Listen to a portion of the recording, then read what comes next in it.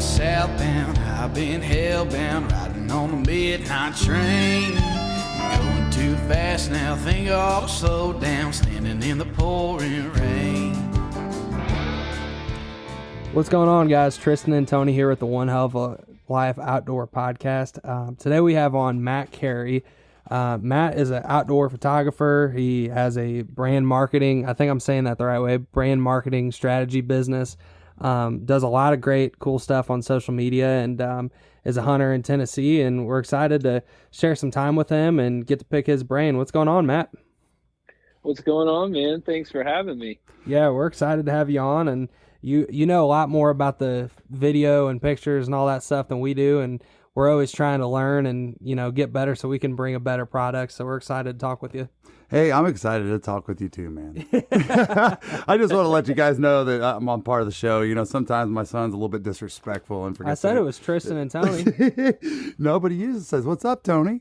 And I usually have something like saved up, but most of the time he doesn't probably like what I have saved up. So sometimes he just like skips right over it. No, I'm just playing.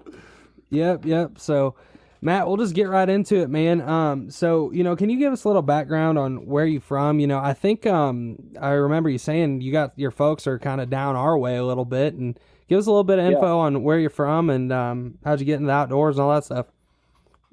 Yeah, man. So I grew up in Georgia, born and raised. I lived in Lawrenceville, Georgia, born there, lived there until I was 18.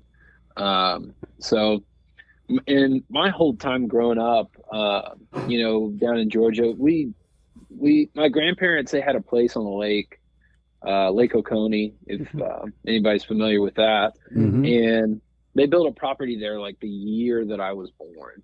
And so ever since then, I've just been on the water, whether we were out on boats and riding wakeboards and all that sort of stuff, or fishing with my grandfather. That's kind of like where I came from. I always tell people I basically grew up on the lake. Yeah. We were there every weekend, for the most part. And during the summer, we'd stay there weeks at a time. So growing up, that was kind of like my life. And then, but nobody in my family really hunted. So I actually never got into that sort of thing growing up. Fishing was really the only thing like outside. I was always interested in that kind of stuff, but, we'd shoot squirrels and stuff with BB guns and go walk through the woods, but that was very occasional. Right. And then I got into skateboarding and music, and, my plan through high school and all, I was going to be a professional skateboarder. And then my backup plan was music, so I had really high hopes. And then, I get through and kind of start thinking, man, I don't think this skateboarding thing's going to work out. Like I was pretty good, but not really good enough to take it to that next level. And so I started looking into getting into the music thing, and ended up deciding to, move to Nashville and go to school up here. So that's how I ended up here. Oh, wow. And I actually, I tell people I decided that really to go to the University of Georgia. It was the only school I didn't get into, and ended up going to MTSU. It was kind of my second choice. Dang. Well, I ended up in MTSU. It was awesome. Great experience there. I studied audio production there. For anybody who's not in the music world, it's basically all the technical side of creating music and recording music. So I did that. I learned how to do that there, and got into doing that. I did that for now the last 10 years, and worked in the music industry for a while, traveling, played guitar, touring for people. I worked in studios, all of that sort of thing. And in the midst of all of that, I had friends, and I had an opportunity to go duck hunting down in Arkansas. And so I went and did that. That was probably, I don't know, 7 years ago, maybe at this point, maybe a little less than that. Went duck hunting for the first time. Something I'd always wanted to do, in college. I had a buddy who grew up on Reelfoot Lake, and he was always talking about duck hunting. And at that time, Duck Dynasty was huge and all of that sort of thing. So I was always interested in it. I just never got the invite, and I wasn't going to invite myself to go hunt with him and his dad at their private duck club and whatever. And so, anyway, I got to go duck hunt. Just fell in love with it on that first time. Came back to Nashville, bought me a kayak, bought me a dozen decoys off of Facebook Marketplace, went to the store, bought me an 870, and then just started trying to figure everything out. Dude, that's really, honestly, really similar to how we got into it too. That's how it starts. You get somebody to take you out, or you get that first experience or whatever, and then it's like, all right, now I got to start buying shit, and then you're just like, you're hooked. I mean, you really are. So I totally get it, man. It's a snowball effect from there. Oh, for sure. But man, that's so neat about, it's funny, like from the outside looking in, like I would have never, you probably hear that a lot. Like I never would have known you did anything with the music business or anything like that. And one of our good buddies, his name's Gavin Powell. He like we use his song on all of our like intros to all of our videos and stuff. And he's been up in Nashville for I guess 3 years now, just doing the whole, grinding, making the music thing. And it's cool to see the inside of the industry, and he's like working on putting together an album right now and stuff. And it's cool to see that, man. I never would have guessed that out of you. It's pretty neat. Yeah, when I started hunting, I created the Instagram profile I have now just to, post photos of dead ducks and not worry about anybody caring right about that sort of thing. I just kind of kept the two things separate, and now I'd rarely use my other account. Right.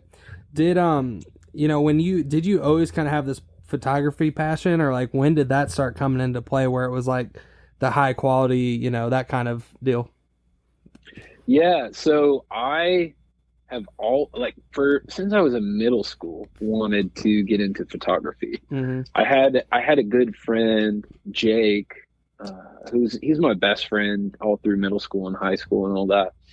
And he was always super creative dude, really good photographer, really good artist. He's good at everything. And we were always hanging out, and he had a sweet camera. And so just hanging out with him, I was like, man, I really want to do this too.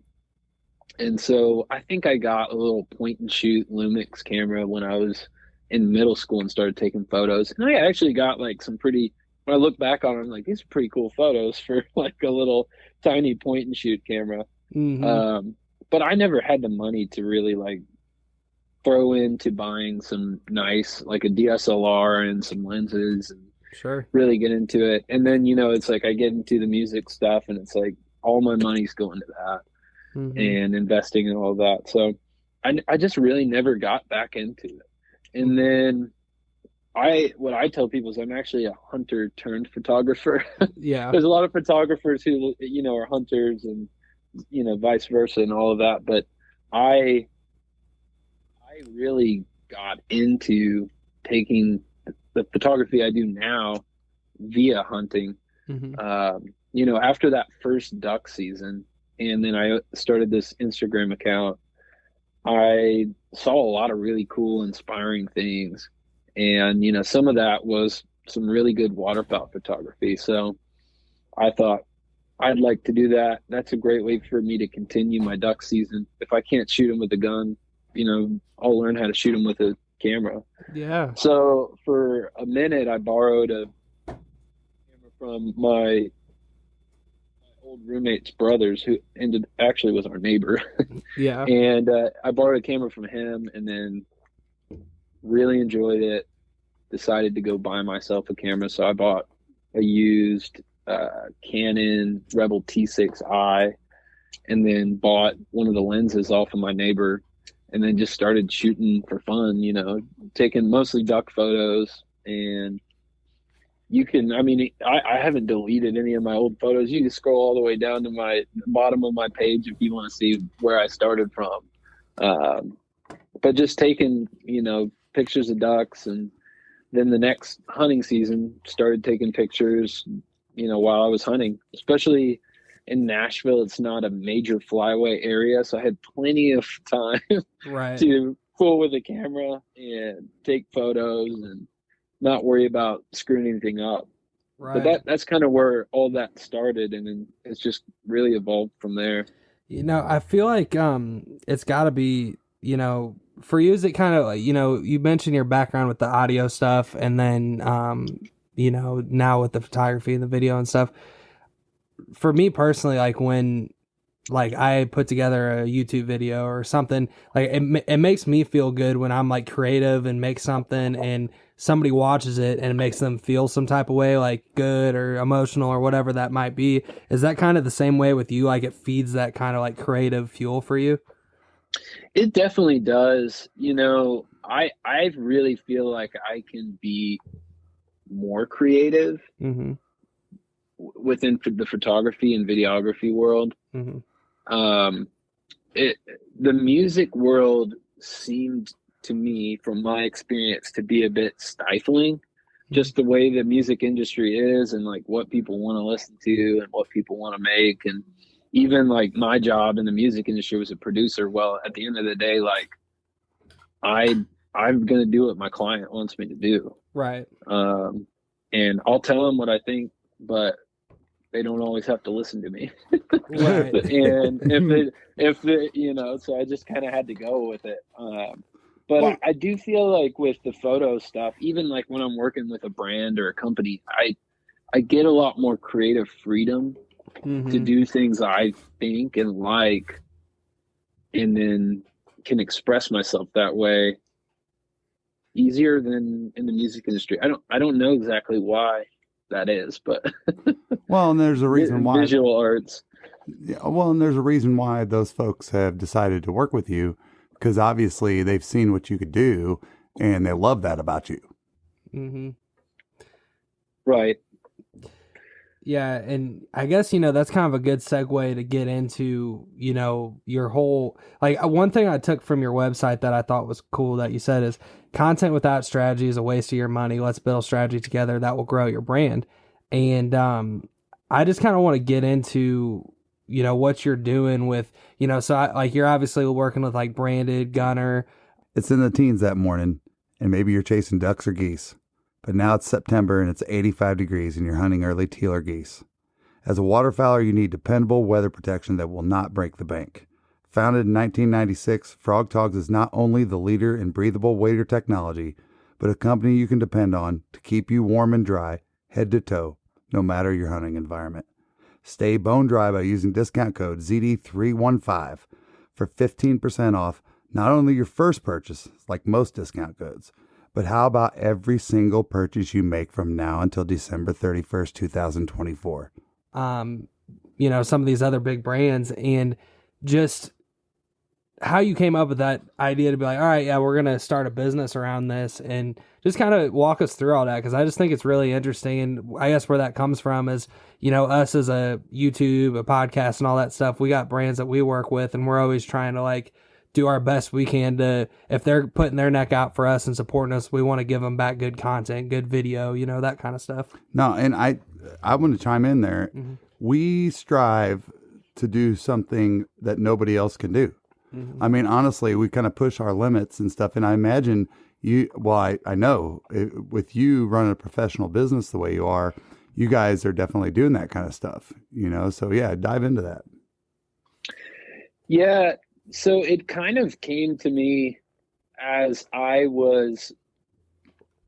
soon as I started making money taking photos in the hunting world, mm-hmm. I noticed kind of the world around me. And, for a while I noticed all these people taking photos, and there's a lot of people taking photos doing like a pro staff type of deal, like trading gear for photos or trading gear for media. And like, I think that's fine to an extent, you know, but at a certain point for me, I'm like, I want to do this. Right. And work with brands and not just like, you know, and not just get gear.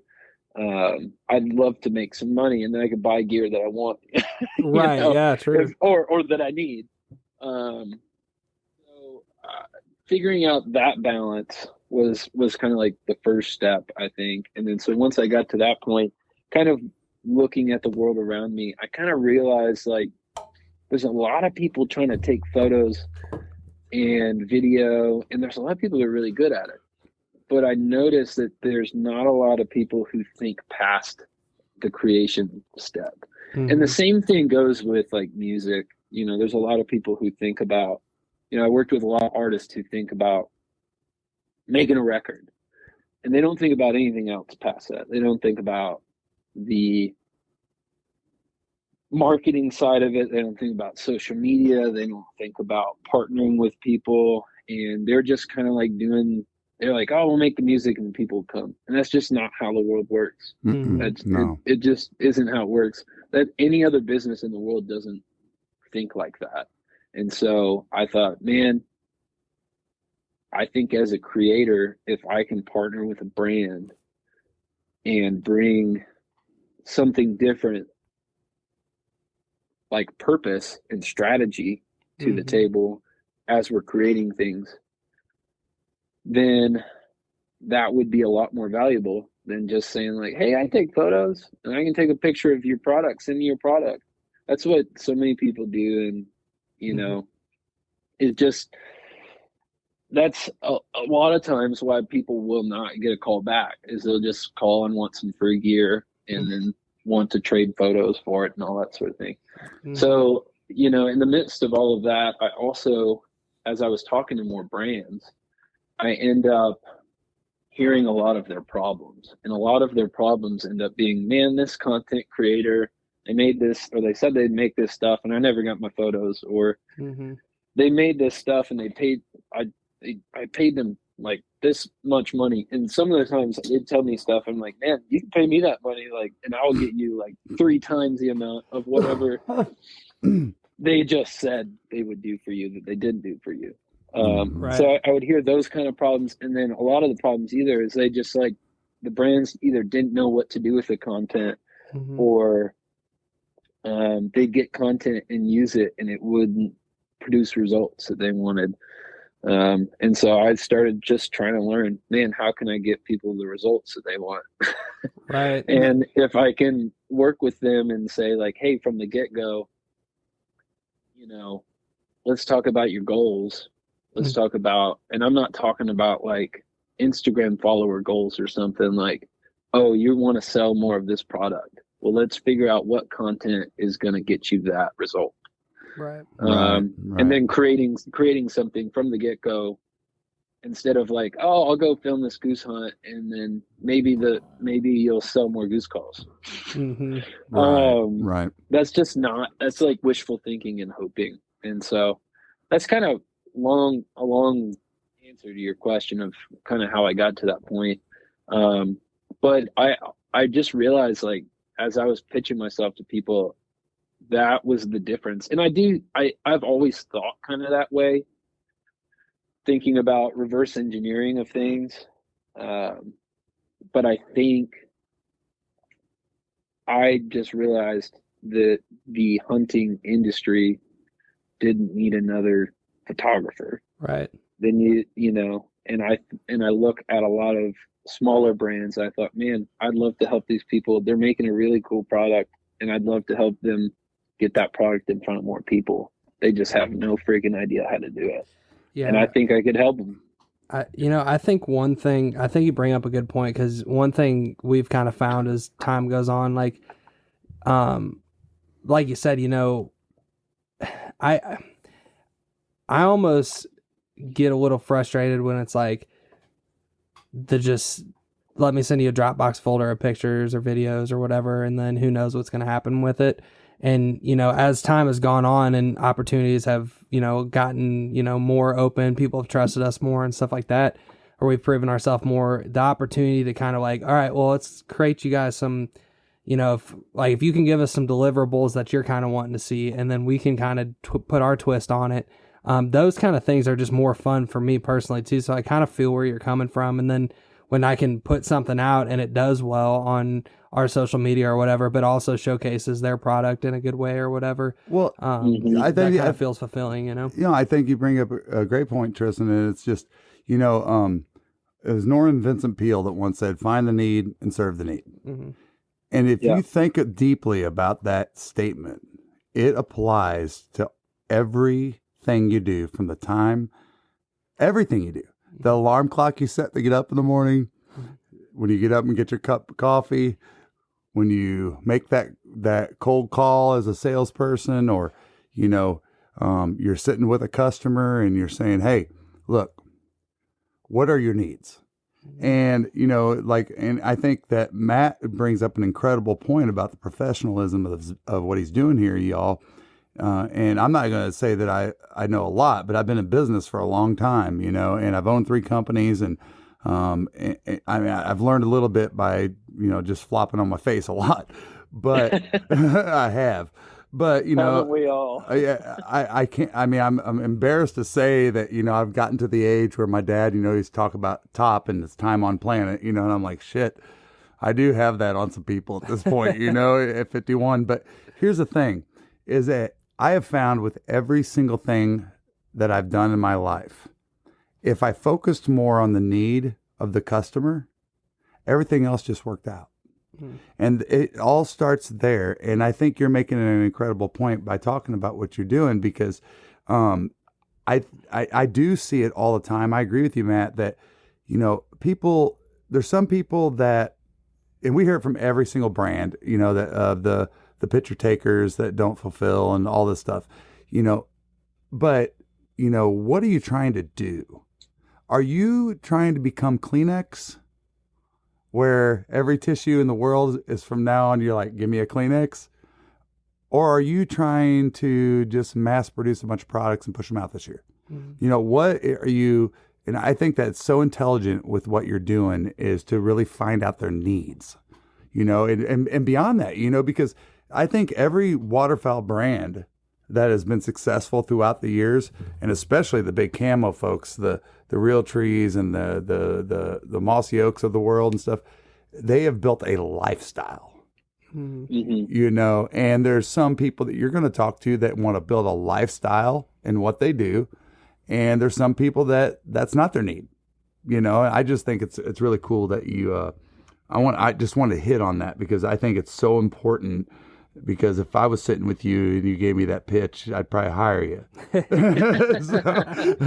So anyway, kudos to you, man. You're definitely going in the right direction. Yeah.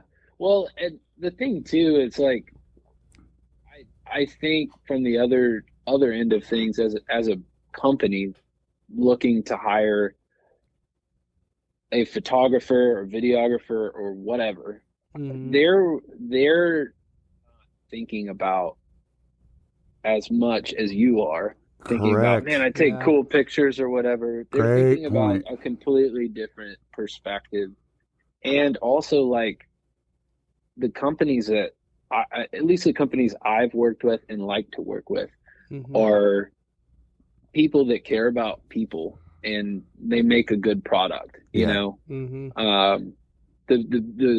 And so I want to be associated with that. I like their product. I'm taking photos of their product or doing videos or whatever because I like it, you know. You're believing most of the companies I've already used and bought. Right.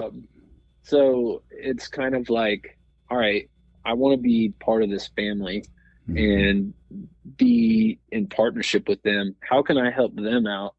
They'll end up helping me out, obviously, by getting paid. And then hopefully, like, they like me more than just that, and I get referred to somebody else who has the same problem they had.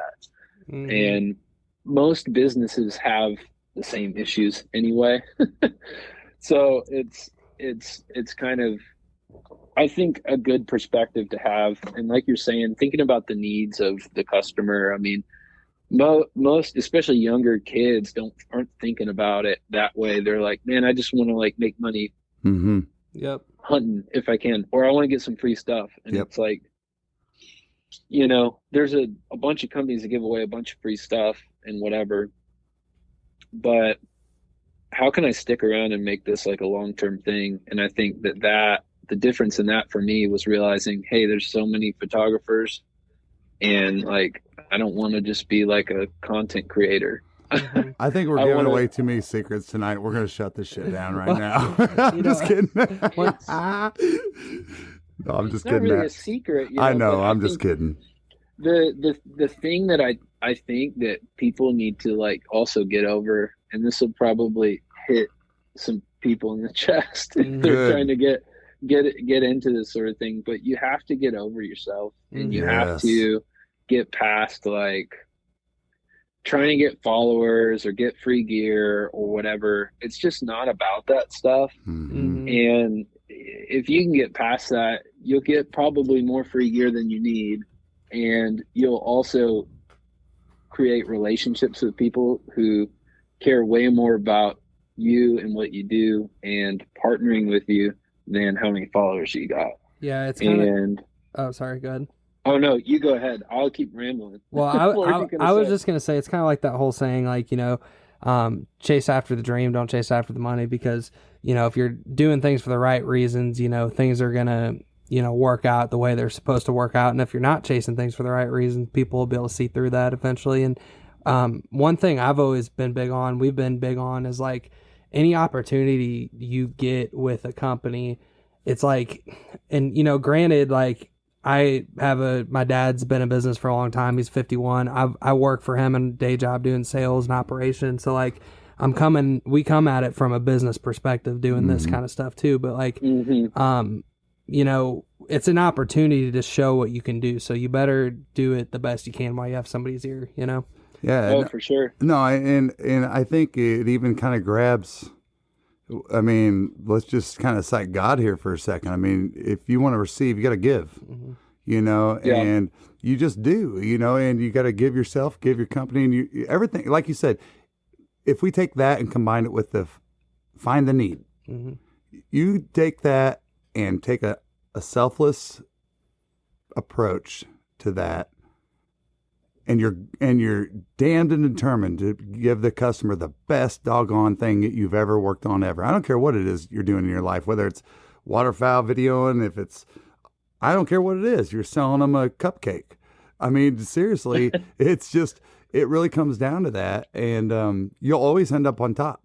Always. I mean, always. Right. And guess what? If you feel like, man, I've got this passion to do this, but I am not that person to take it where I want to go, man, start, like Matt, you were just saying, the hunting community is a very, very tight-knit community, man. I mean, to the point where we kind of protect ourselves a little bit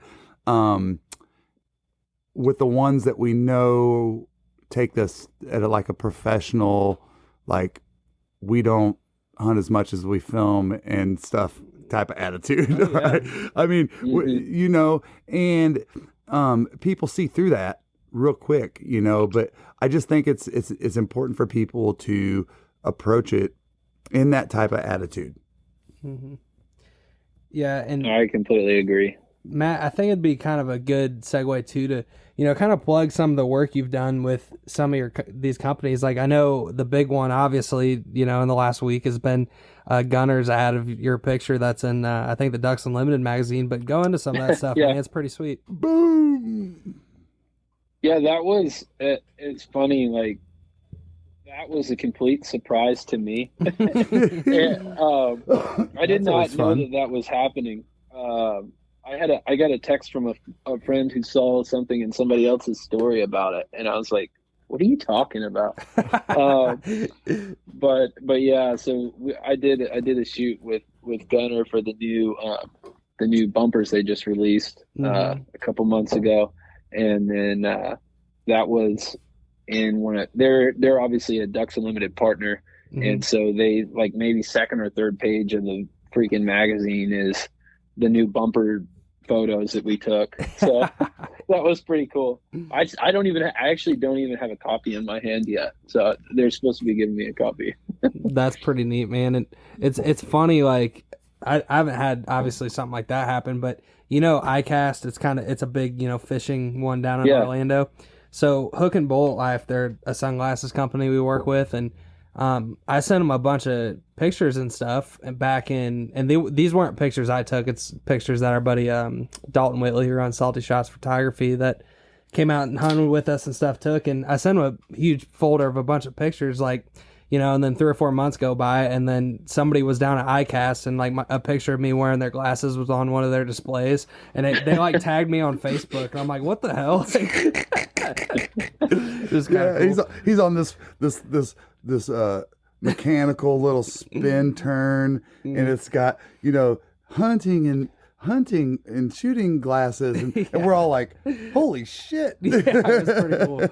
But no, keep going, man, with some of the companies you work with, and can you kind of give us what, just for, it may be too much to take it as a big thing here, but if you just want to focus on Gunner or Bandit or any brand and just kind of talk about what you're doing for them and some exciting stuff you got planned and all that stuff. Yeah, man. Obviously, I love Gunner Kennels. I think they're great. My buddy Luke over there has become a really good friend of mine, and so outside of any relationship I have with the company, just good friends with them over there. And so we've got there's some stuff coming up that I'm excited about with that I can't talk about yet, but there's some cool stuff that they're doing. And then we'll be doing some planning some hunts and stuff with them also this year that I'm looking forward to. One of my biggest clients as far as the amount that I do for them is a company called Slayer Calls. Oh, that's they're right. out of Boise, Idaho. They haven't been in the game for super long. I jumped in with them pretty much right after they jumped on social media, maybe a year or so after they had started the company. They make a killer duck call, great call for hunting, and they've gotten into doing elk calls, and they created this crazy new elk call that you can push a button and it sounds incredible. It sounds like somebody who's really, really good at a mouth diaphragm. You can perfectly execute it with a push of a button within probably about 5 minutes using the call. Wow. So it's they're transforming the elk hunting game. But I do a lot of stuff with them on a consistent basis as far as photo and video, doing commercials, and then even working within their team. They're a smaller company, obviously, but they have a smaller team. So I work alongside of the owner, Bill, and then Lisa, who does all of their media and social and everything else. Anything you see visually, she does all of that. And then Jen does a lot of other back end stuff. But working with them as far as strategy and saying okay, what goals do we have? What do we need to do? What trips do we need to plan? What things we need to create? All of that sort of thing. Even down to t-shirt designs. I help name calls and just random, all sorts of random stuff, It's been a really good relationship with them, and helping them design a call, which has been cool. Just giving input and working on some of their new stuff. So that's exciting. That's awesome. Yeah, I love them. They're probably the first company who really just believed in me and gave me a chance. Wow. And cool.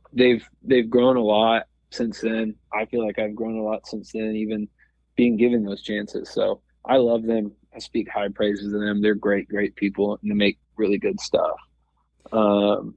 And then I've been doing some photo stuff with Banded for the last 2 years, or I guess almost 2 years.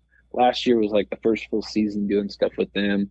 And that's been fun. It's, funny. Another thing that you talk about where I didn't realize had happened. I went over to the Banded booth at Delta and walked by and saw some catalogs sitting on a table. I looked at the catalog, and one of my photos was the cover of the catalog. That's cool. For the turkey hunting stuff. I was like, what in the world? I didn't know this. They're really cool. I'm friends with Bill Conkey over there. If you've seen his waterfowl photos, he does a lot of the helps with a lot of the photography stuff and like marketing stuff over there. They're super cool people too. And obviously they're not far from me. I actually haven't been to like the headquarters yet, but they're in Memphis, so they're not far from me at all. Oh yeah. And then I've recently started doing some photo work for Thor Boats, which I'm really excited about. They're a newer boat company. They make some of the nicest duck boats I've ever ridden in. Wow. So I'm excited for that. Excited for the new things, and they're out in West Tennessee too. So yeah, that's sweet, man. I mean, because I would just imagine, just from a creativity standpoint, with working with boats versus, not like dissing on, a pair of waders or a duck call or anything like that, but like, I feel like there's some pretty cool stuff you can do, when it comes to making content around boats. Boats are fun, and boats are year round. I mean, I'm sure you guys know that. We think about duck boats and all, but I mean, you go fishing, or I saw a video of somebody pulling a tuber behind their duck boat the other day, which is pretty funny. That is hilarious. Dude, you don't know how many times that we're out Lake Lanier and people go, "What in the hell is that?" Mm-hmm. And we had a surface drive, and they're like, "What is that?" And I tell them, and they're like, "Man, that's pretty wild," And one time I was out there by myself, and I was flying down the middle of the lake, and it was just, I mean, it was really like level water. It was, and I was hauling ass, and this group of folks on a yuppie boat, I call them, come flying up next to me, and they turned their props up to try to shoot their water up in the air because I had the gator tail just screaming, and they were like, "Yeah, go, man, go." They probably thought you were just like doing it to be funny or something. Yeah, they don't know like, if I'm. Well, I think if people see you flying in one of those things, they think you're like a drag racer or something. Dude. Yeah. It's funny out there on yuppie lakes. Yeah, that's. I mean, I'd love to see the surface drive riding around circles around a houseboat or something. Yeah, right. Oh yeah, man. Yeah, man. It's funny how you bring up it's all year. I mean, one of our favorite things to do, like, we'll get off work and be like, all right, let's meet at the lake at 5:30. We can get 3 hours before the sun goes down, and we'll just go out there and ride around. And we both live 25 minutes from it, so the closest boat ramp. It's a shame there's not a waterfowl scene on Lake Lanier. Yeah, I mean, there is one if you take some, I don't know, some buckshot, maybe, and shoot some local geese. Yeah, some golf course geese. There might be an opportunity there if you're desperate, but. Outside of that, that's about as good as you're going to do. You have a better chance just flying down the Chattahoochee and trying to smack some mallards. Right. You brought up the Delta Expo a little bit, Matt, and obviously we ran into you there, and that was a great time and stuff. And I just kind of wanted to get your take on that whole weekend, because, dude, we weren't even there the whole weekend, but it was such a blast. I can't wait for next year. In our opinion, what did you think of it? I mean, I thought it was great. Mm-hmm. Last year was the very first year of it, right. And I was there last year. Mm-hmm. And then seeing the difference between, last year was a success, I thought. And then coming from last year into this year, I was like, holy crap. It grew. I know that they had to turn vendors down. I know several companies that I'm friends with that couldn't make it because they didn't have booth space. Yep. I heard the same thing. That's crazy. The attendance was crazy. It was really busy. I think, like, coming from that into, you see like something like NWTF or something, I could totally see it growing to be something that size at some point, which is pretty cool. So I'm looking forward to next year. Look, also, they moved the location. It's going to be in Baton Rouge next year, so that'll be different. I've never been down there, so I'm excited to see something different. But is that official? Yeah, it is official. Okay. From what I heard, they're thinking about moving it around in different places each year, so that different people are able to attend. So it's kind of a cool, unique thing. So we'll see. Yeah, I mean, No, I think that, of course, though, dedicated people that, they're going to go anyway, so. No, I think that's important for Delta waterfowl to do that, specifically Delta waterfowl, because, I mean, Ducks Unlimited has got a presence all across the United States and globally, and when we cut our teeth down there in Florida, one of the things we talked about was, well, how come I never hear about Delta waterfowl down here? And I think they're cool and all this stuff, but in the outdoors, every detail counts. See sharper, aim clearer. From the river's edge to the heart of the flooded timber, Hook and Bullet has your vision covered. Hook and Bullet's purpose-built optics are flawlessly crafted to give you an edge regardless of your outdoor pursuit. Use code ZeroDuck30 for 15% off a pair of Hook and Bullet sunglasses today. And now they're there. Yeah, just in the last 2 years, Delta, Florida and Georgia got a Delta waterfowl. Yeah, so they're definitely focused on expanding, and that's just got to be an arm of that.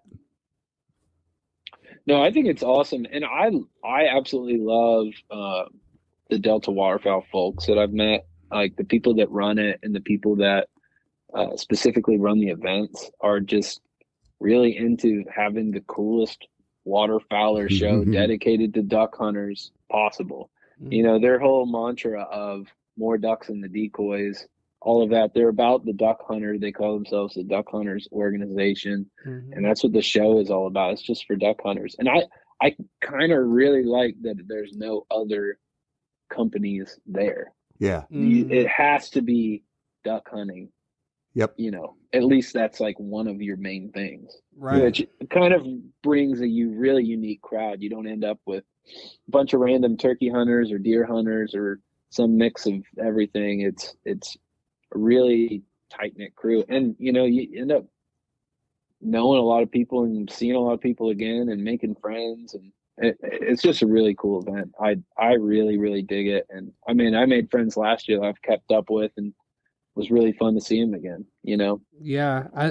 One of the big things for us was like, being over here in the Atlantic Flyway, like, we get into the Mississippi Flyway to duck hunt, but like, there's so many folks that we haven't had the opportunity to meet, whether it be brands we work with or just people, you meet on social media. Matt. I mean, we started following you, Matt, and we talked obviously before then, and then it's like, holy shit, there's Matt. Like, and we didn't even, I didn't even think to be like, hey, are you going to be there or whatever? But it was just, that happened several times that weekend, and it just kind of felt like this camaraderie thing that I thought was awesome, Well, Tristan always talks about, if there's one thing that he preaches louder than anybody else in our business, is he talks about organic growth, and he's just a staple about it. And it really just comes down to his just, I'll take all the credit, I guess, his upbringing, I guess. But the point being is he wants to shake your hand and know you,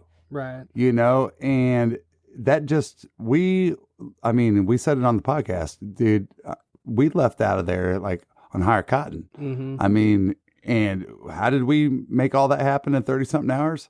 Dude, that fueled us in a completely different way. I mean, it really did. It was so cool to run into folks like y'all and make those bonds and those relationships. Cause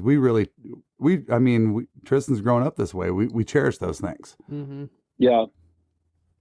It's funny. I've met, I'm sure you guys can relate to this. I've met so many people on social media, and sometimes it's like years before you actually meet them in person. Yep. Yeah.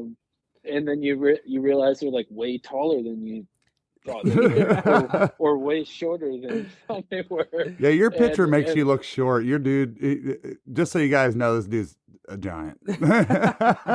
No, I'm just kidding. That's funny. No, but I did. I mean, if I have to be honest, when I looked at your picture, I was like, damn, he was a lot taller in person, So I'm not trying to cut on your picture, bro, but it's just the very first thing I thought, because I always notice people taller than me. I mean, I'm 6 foot, so anybody taller than me, I'm like, all right. Well, how you think I feel? I'm 5'9". Is that the average? What's the average height of a male? 5'9", I think. 5'9". 5'10", something like that. I got Like you. that. Yeah, no, It's so funny. It's so funny. Oh, go ahead. What were you saying? No, it meant so much to us, We got to meet a good friend of yours while we were there, and what was his name? Adam? No.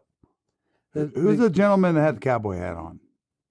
Benjamin. Oh, Benjamin. Ben. Ben. I knew it was Adam, Ben, something. A, B, C. Yeah, I mean, I'm going to claim 51 years old again, but no, it was cool, because, dude, we would have never. I mean, we wouldn't be on this podcast right now. Yeah, exactly. And it's just an extension of that. And I mean, really, while we're sitting here doing this, because we really want you guys to know about what Matt's doing and how cool we think he is, honestly.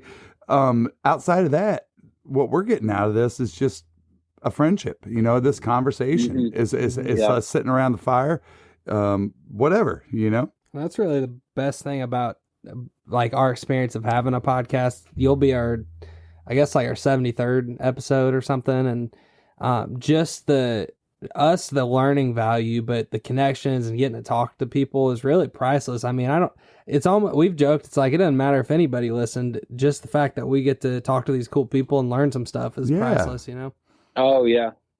Mm-hmm. Yeah, I can only imagine you've talked to some pretty fun people. So, and you know what? And here's the other thing is you discover.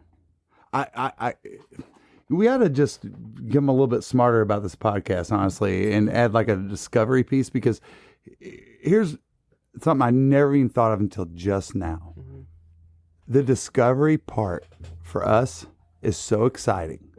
Mm-hmm. And so fun to be a part of that process, to listen to you, Matt, tell us your story, to listen to anybody tell us that story, because before that, we didn't know anything about you before we had you on this podcast, unless we, read up or whatever. And we wanted to have somebody on to let everybody else feel that. And that's an extension of what we're trying to do here, is that, all y'all listening, you get to feel like, hopefully, that outside of like meeting Matt face to face, you get to understand why we have Matt on here tonight. I mean, we met this solid guy, and that's taller than me, and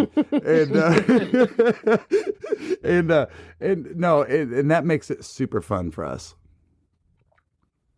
Yeah, for sure. Matt, one thing I kind of skipped this topic, but kind of want to go back to it, is, can you give us a little bit of, just dummies 101 on pictures and photos and cameras and all that stuff? Because like for us, it's been like a constant learning process. Like first it was like GoPros and iPhones, and then it's like, okay, well, we got our hands on a DSLR, and then that, Canon DSLR, and that was good as a Canon 60D, and learned on that. And then, recently in just the past month, we got a Canon R8, which is mirrorless and stuff. So it's like been this constant, talking to people, researching. It's, it's a lot, it's a lot to learn. It's a whole lot, and it causes a lot of arguments when you got multiple owners involved. Yeah.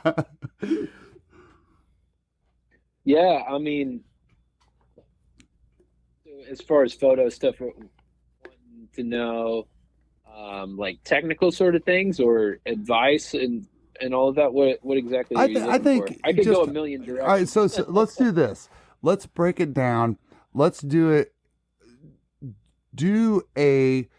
I think, and this will do you justice too.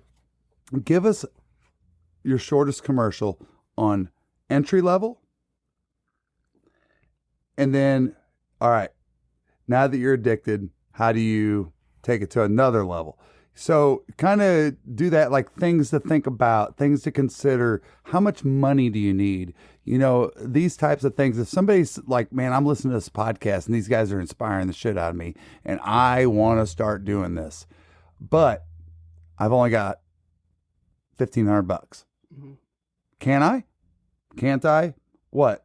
So just kind of, I mean, I know that's a big rabbit hole in some of these areas, but give it like an entry level and then more of an advanced level. Yeah, so I think the first thing that I would say to anybody wanting to get into it is use what you have and figure out how to do the best that you can with whatever you got.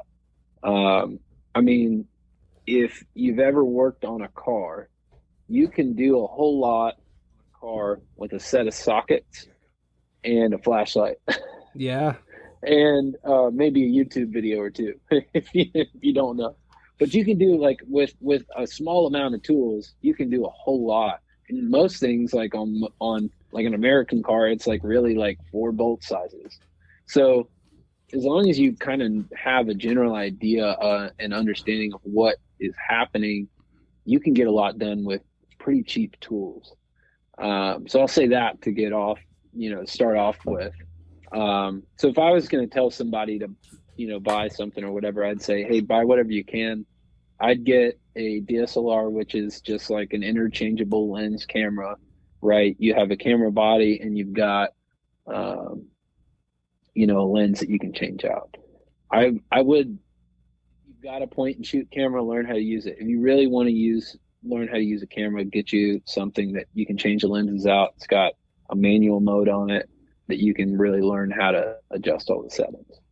And if I was going to tell you whatever brand camera you want to buy, everybody gets into brands and all of that. I think they're all great. I think you can all take really good photos with all of them. Some of them are easier to figure out than others. I started on a Canon and it was easy enough for me. And then if I was to suggest you to get a lens, there's different types of lenses, right? And that's a whole like rabbit hole, but I would get a 24-70. If I was going to buy one lens, I'd buy a 24-70. And that is going to get you, when I say 24, that's like a wider shot, and a 70 is more zoomed in like the simplest terms of things. Gotcha. And that just gets you lots of options. You can get a wide shot, you can get a tight shot of a portrait or a close-up on a duck call or whatever you're doing. What that's not going to get you is like taking waterfowl photos, zooming into, a couple 100 yards and trying to take a really tight shot of something far away. But it's going to get you a lot of versatility, and you can take photos of most things that you want to take photos of. So I think thinking through like what you want to do and the use of it, if you really want to take duck photos, well, don't buy a 24-70. You're going to want to buy something with a little more reach. Roger that. So taking all that stuff into account. But I wouldn't even like worry about brands. I mean, like I said, I started on Canon, and then when I wanted to get a more professional setup and I was looking into the features and bang for your buck and all of that sort of thing, I ended up moving to Sony only because I was able to get more features for the price than I was if sticking with Canon or switching to another company. And I love my Sony now. I may go back to Canon at some point. Right now I'm not going to, because I don't want to spend all that money. Sure.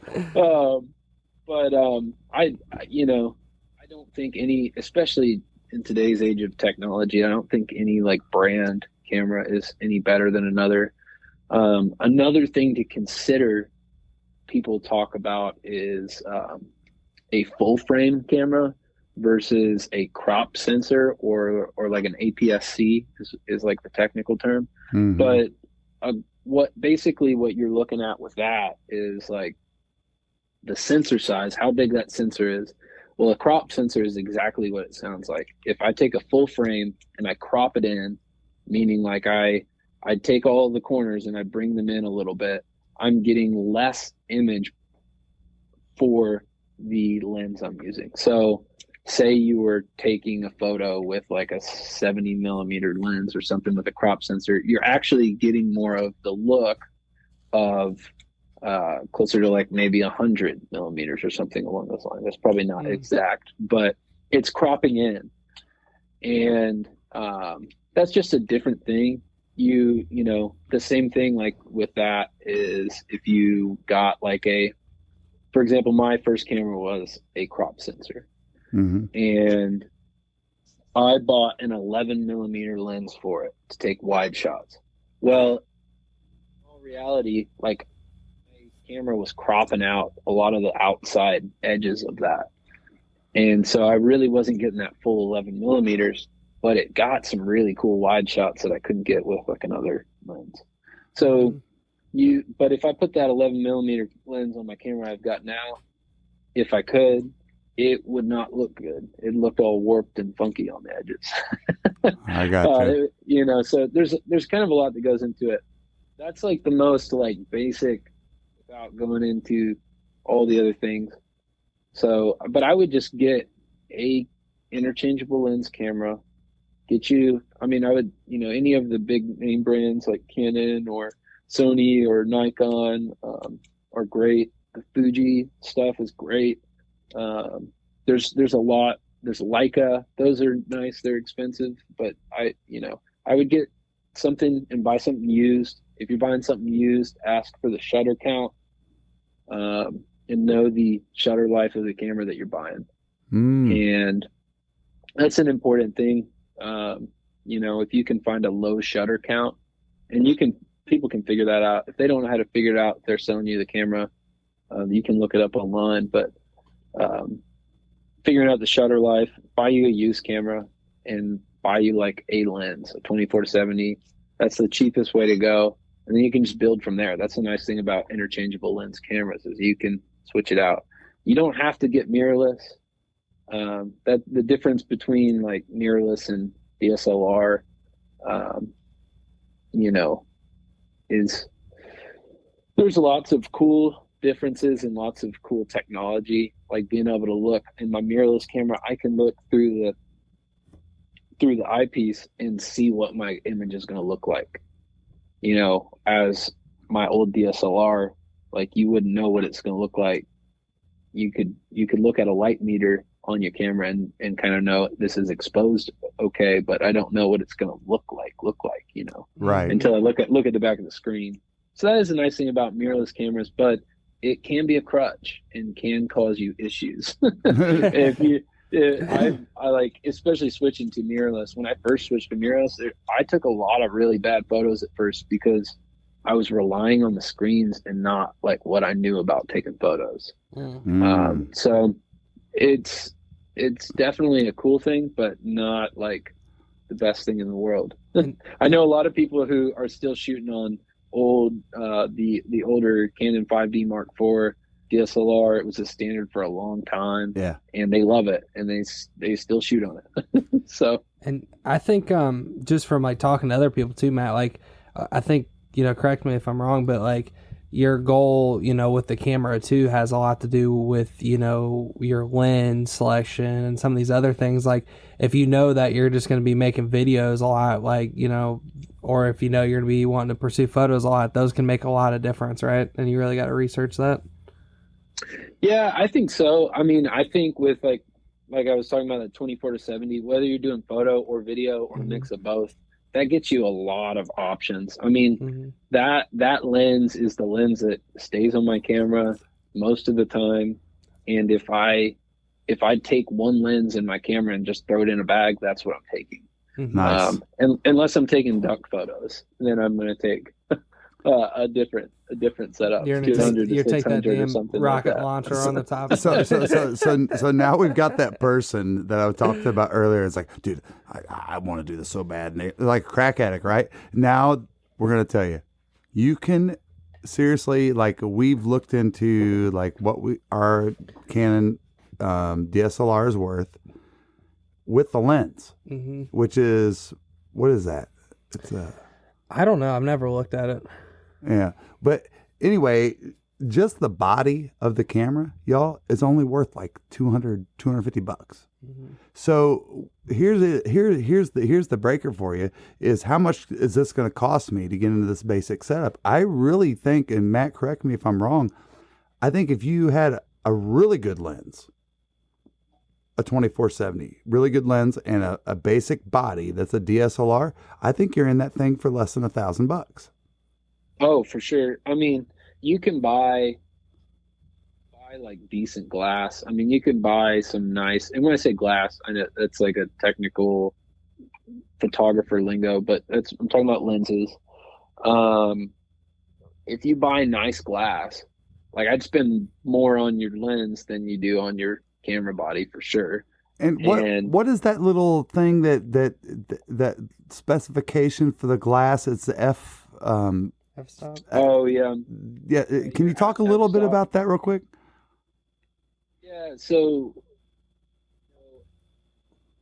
f-stop is talking about aperture, which is, in like the simplest terms, it's like the field of focus of what you can see in focus. So like if you look out at a landscape and you see everything in focus,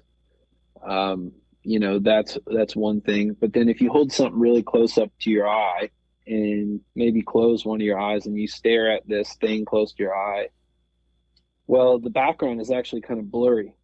And so that's kind of the difference with aperture, is your eye is kind of changing, and then your pupils are actually like opening and closing and tightening to let your eye see the different depths. And so that's exactly what the camera's doing.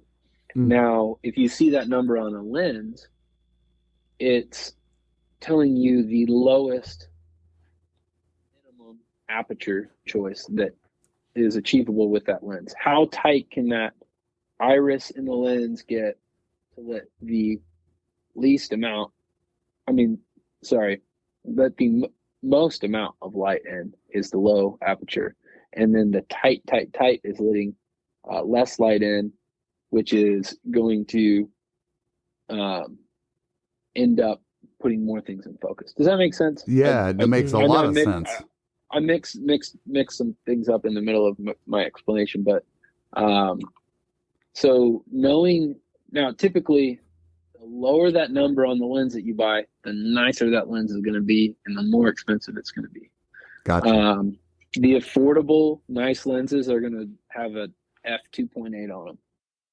Do you want coffee that doesn't suck? Get the Duck. Dirty Duck coffee is made specifically for the waterfowl enthusiast. Enjoy flavors like Morning Wood, Dark Dynasty, Cinnamon Teal Snickerdoodle, and First Flight to unlock the flavor that you'll enjoy in the blind for years to come. Our friends at Dirty Duck Coffee Company are now offering all Zero Duck 30 followers a 15% discount when you use code ZeroDuck15 on your next order. It's going to be a nice lens, but it's not going to break the bank. If you see like f1.8 or f1, typically those lenses are going to be a lot more expensive, depending on what it is. Now, and then like technically speaking, like I was talking about it, when you're taking your photos, you're adjusting that f-stop of allowing light into the camera, but it's also changing the depth of that photo. Sure. So if I want to take a photo of you and you're standing in a marsh, but I want the background to be real blurry, well, I'm going to lower that f-stop number. I might probably take it at like f4 or maybe even f2.8. And the background's going to be real like blurry. You get like this nice bokeh is what they call it. If there's lights in the background, you might see these little floating orbs. That's what that comes from. But then if I want to take a photo of you and see the whole scene, I'm going to up that number to like f7 or maybe even a little bit higher and get as much as I can in focus. So that's kind of what that number means. Gotcha. Yeah, that's good to know. And I guess generally speaking, for the redneck hunter out there, I mean, when if you know scopes, right, and you know that, okay, and I'm not biased to any brands here, but if I go get my Gammo my Gammo air rifle over here with my Gammo scope on it, and I compare that to a Swarovski crystal long range what do you call it? Spot and scope. Spot and scope. the difference is the light level is a huge difference, correct? Mm-hmm. Yeah. Yeah, and so we're talking about aperture, we're talking about we're talking about playing the eyeball there, if I'm understanding this all correctly, Matt. And so when you have great glass, you're able to have more range, right? Is that right? Yeah. You get a tool with a little more feature to it, you know. Got it. I guess it's the difference between using like a hand tool versus like a power tool. Roger that. You get a little more out of it. All right, so now, look, I've got a truck that's lifted on the front and it sags in the back, and my dad paid for it, and he buys me everything I want, and you know what? And they won't let me in the bar. But do you know who my dad is? All right, these folks. All right, you know who I'm talking to, y'all sick of SOBs. No, I'm just kidding. I'm just messing. No, but seriously, there are people that either through success or parents coddling, they have the money, right? So now you're the person that is either advanced yourself through the basic level, and now you have became so addicted that you have to afford, kind of like what we have done in a sense, or you just have the money. Mm-hmm. So right. I want to go out and I just want a badass setup. Talk. I bet. Tell us what you got. I mean, that's the best way for you to talk about it. Well, I definitely don't have the biggest, baddest setup. Oh, yes, you do. He was bragging before he even started recording. He's like, I'm telling you guys what. No, I'm just kidding. So what I shoot is, like I said, I shoot Sony right now. I'm shooting an A7 III, which is like, they've come out with a version newer than what I have as far as the A7 series, because they have an A7 IV. They're releasing a 5, I think. Maybe they just released it like a couple weeks ago. So I'm not like the latest camera body, but I shoot that, and then depending on what I'm shooting, I'll use a variety of glass, but I'm usually using a 24-70. I really like the Sigma stuff. That's the 24-70 I have. I like that a lot. As far as getting a little more out there, the Sony 70-200 is great for the Sony. I mean, if you're gonna go for like the 70-200 for any brand camera you're getting, I would get native glass. I just think they look better. The Sony 70-200 looks better than the Sigma stuff. It's crisper. I don't know why. It is. Same with like the 200-600, the long lenses. They just look better. They're sharper. But on the wider range of things, you could buy like a Sigma or, which is still like a nicer company. Tamron, they all make pretty good glass too. And then, but I'm pretty much running either the 24-70 or the 70-200. And then if I need something else, I'll rent it, as far as lenses go. Mm-hmm. But, and then, I mean, as far as gear, there's gear, like I said earlier, the gear is not the most important piece. But if I was telling someone to buy the ultimate setup, I would say, hey, you got all the money to do it. Why not? Like, get you a wide lens, get you a mid-range lens, and get you a longer lens. Mm-hmm. So like the 24-70 is that mid-range kind of, as far as like the width of things. A lot of people have a 16-35 to pair with that for like wider stuff. If you're in the landscape type things, or you're doing like inside small spaces, like a duck blind is nice to have like that wider kind of lens. And then 70-200 is great for like shooting pictures of dogs, or even some wildlife if you can get close enough to it. And then, taking portraits. I'll get off in the weeds on the technical stuff, but but like as far as setups, I would get something like that. I would also invest in like some sort of portable light that you can use if you need it. Photography is all about light, and if you don't have it, you're not taking a photo. Yeah. So figuring out how to either manipulate light, what you got, is really important. And so learning how to manipulate light, I think you end up really learning a lot more about photography than just like taking natural light photos. But maybe get you like a little portable light, like a panel light, like a Lume Cube, or you know, some of these other companies who make a panel light. There's actually some pretty affordable stuff, like Newer makes some stuff you can get on Amazon. I get you something like that. Buy you some fast SD cards, SD cards that can write to your camera as fast as your camera can shoot the photos. That's something a lot of people don't know. They'll be taking photos and all of a sudden their camera starts slowing down. And they're like, why did it slow down? Well, your camera has a buffer and it can only take in so much information at a time, like a funnel. If you use a small funnel and you're trying to pour a bunch of liquid in, it'll overflow. But if you get a bigger funnel, you can pour in more liquid. What's the minimum you'd recommend? So there's basically different specifications. Can be kind of confusing, and it also depends on your camera. So I would look at your camera's write speed and what it's able to actually put out, and then I would get a card that exceeds that, but is still compatible with. So if you look at like the little numbers on an SD card, and you probably, if I'm just saying these numbers and you're not looking at it, it'll be confusing. But you'll see typically like 150 megabytes per second, or 170 or 250. Usually the biggest number on that card is not the write speed, it's the read speed. What your computer is going to read it and copy it, and you'll have to dig for the write speed. But there's another couple numbers on the card, and there's one number that will be like it'll look like a U with a number in it.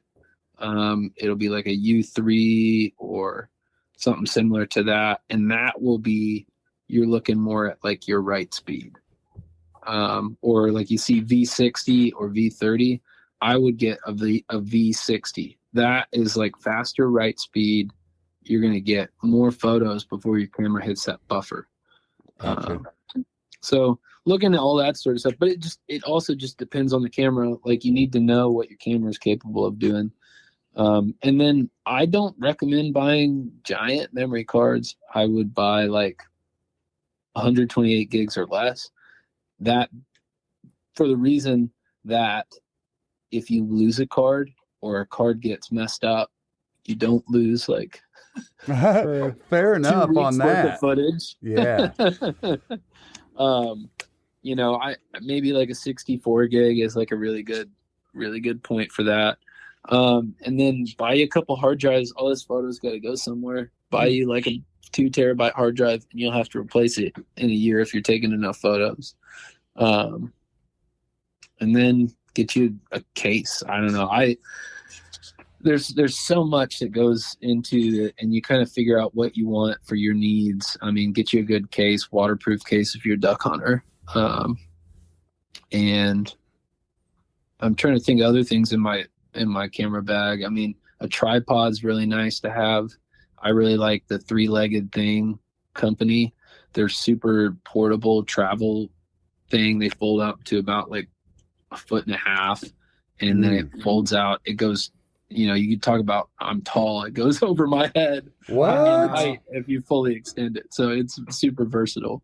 Wow. But I can use it and take photos like low to the ground. It flips upside down. It does all sorts of things. So I like that company a lot. If you're doing video, get you a nice microphone. Bad audio equals bad video. Right. Yep. If you have good audio and poor quality video, it's better. Oh, we've definitely felt that. Yeah. So figure out as much as you can about audio. I mean, that's about all, I would say. I mean, I think looking for accessories that like change your life. One accessory that changed my life outside of the camera itself is I really like, there's a couple companies that make things like this, but I really like the Peak Design capture clip. And this works on certain waders, like a wader that has like a more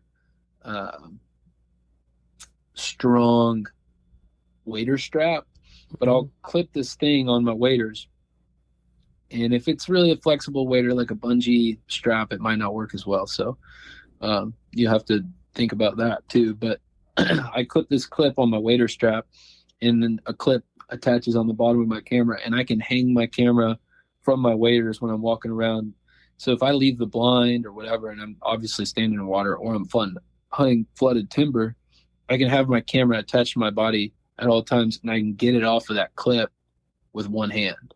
Nice. Oh, that's awesome. I can take it and walk and go pick up a duck, and now I'm out in the water and my dog's picking up. I can take photos, and it's just really easy. Dude, you don't miss text me moments. that, please. Seriously. Yeah, I mean, we have to have that. That thing is like one of my favorite things. There's another company called Cotton Carrier. Like if you're doing more big game and big hikes and things like that, that might be more the speed that you want to go because it's a little heftier. Our partners at Huntwise are offering an exclusive discount for Zero Duck 30 followers.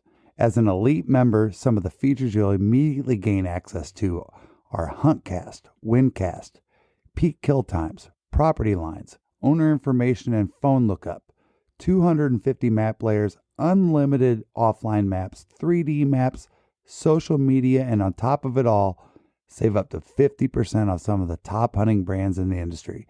Download and explore the #1 hunting tool set today and save 20% by using code DUCK30.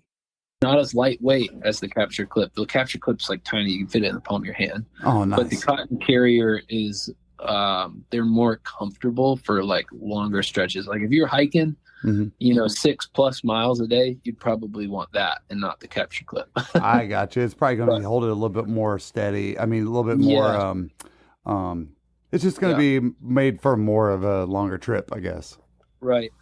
But those are kind of some of the things I would think about, as far as just camera gears. But I mean, there's so much you could spend money on.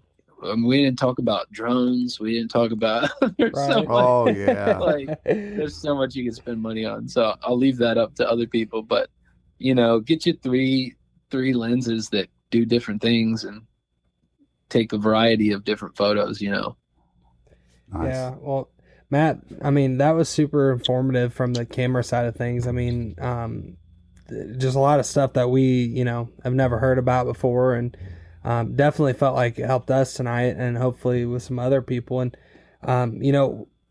we wanted to just real quick, I want to be respectful of your time, but, I want to get into, duck hunting there in Tennessee and, just give us a little bit of, kind of the areas you duck hunt and what do you like about duck hunting and maybe some exciting things you got planned for your duck season this year.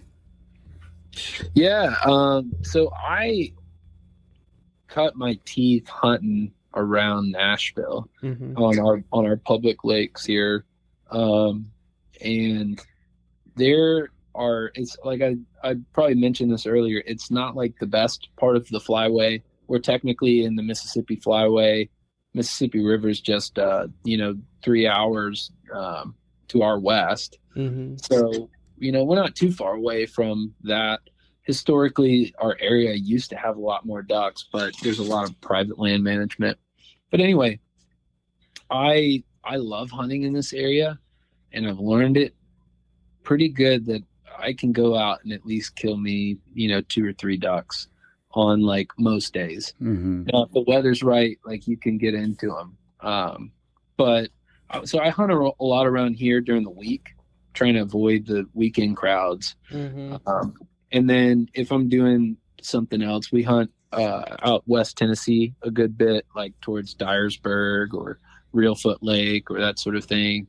And then if we're not hunting here, we'll hunt sometimes in Missouri. We got friends out there, and then in Arkansas on public land. So this year, I know I'll be doing a little bit of all of that, and I've got a couple trips that are like will be determined as the time comes. But one trip in particular, I'm super excited about. I'm going to Canada in October with Slayer. Oh, nice. Do some goose hunting and obviously some ducks and stuff as well.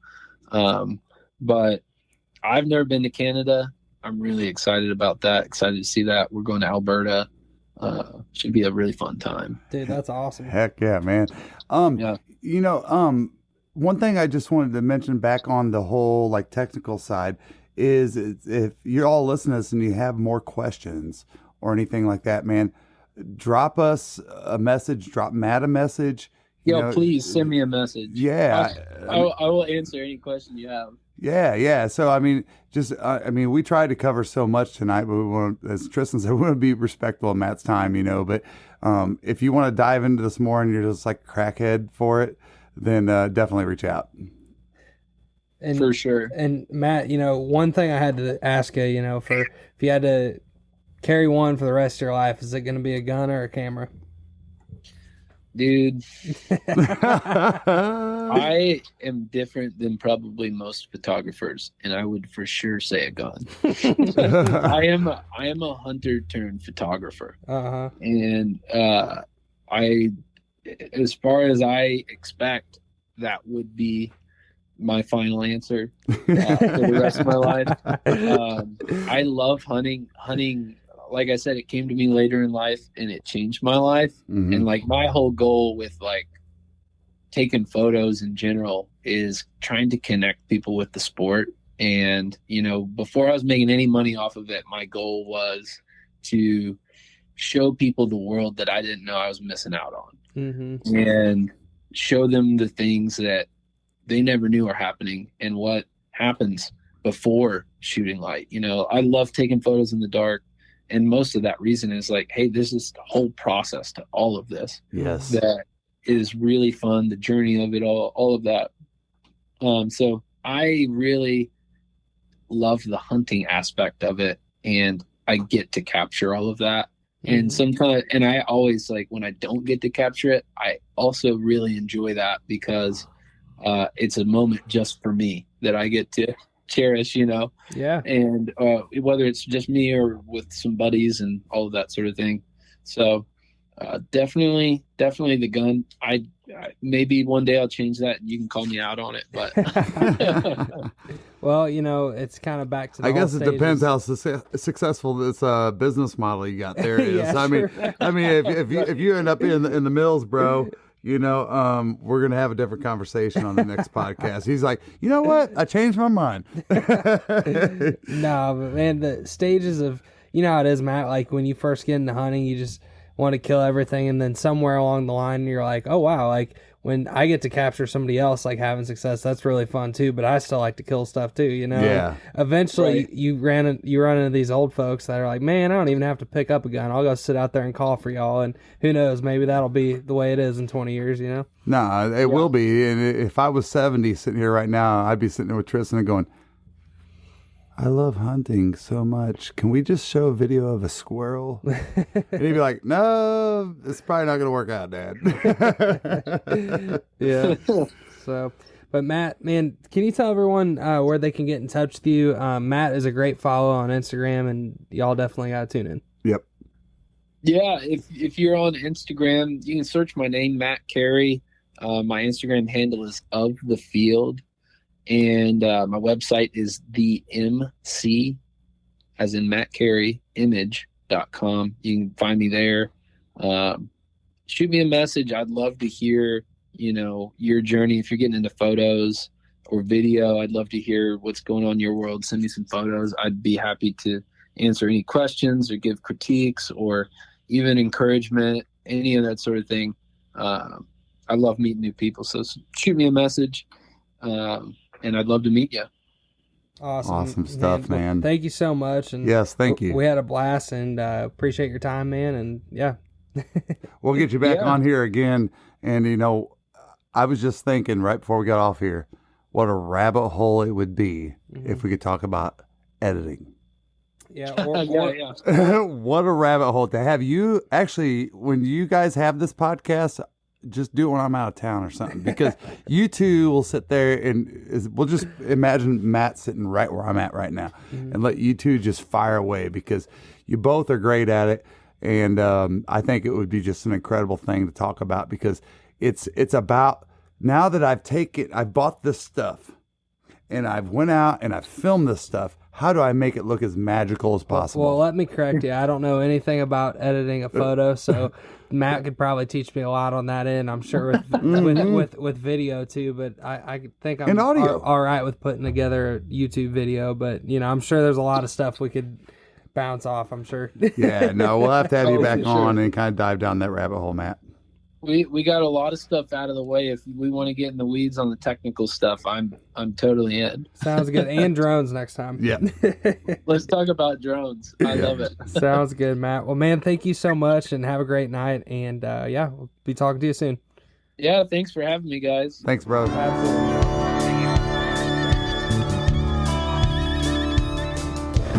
I've been southbound, I've been hellbound, riding on the midnight train. Going too fast now, think I'll slow down, standing in the pouring rain.